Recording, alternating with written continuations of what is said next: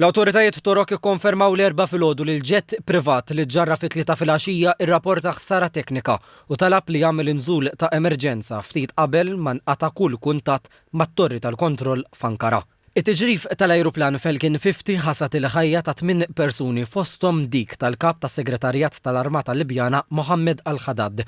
L-Aġenzija tal-Aħbarijiet Reuters ikkwotat lid-Direttur tad-Dipartiment tal-Komunikazzjoni fit-Turkija Burhanettin Durani jgħid li madwar kwarta wara tluq mill-ajruport ta' Ankara il-bdot informa lit-torri tal-kontroll li kien hemm emerġenza ikkawżata minn ħsara elettrika.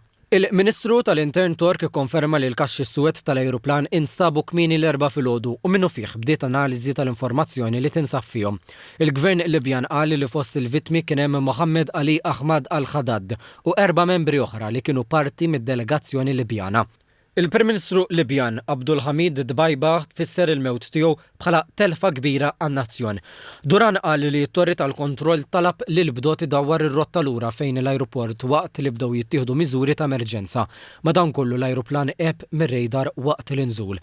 Fuq is-sit li fih ġara fl-ajruplan il-Ministru tal-Intern Tork qal li l-voice u l-flight data recorder instabu mal-lejl u l-investigazzjonijiet dwar il-kawża tal-inċident għadhom għaddejjin mill-awtoritajiet rilevanti.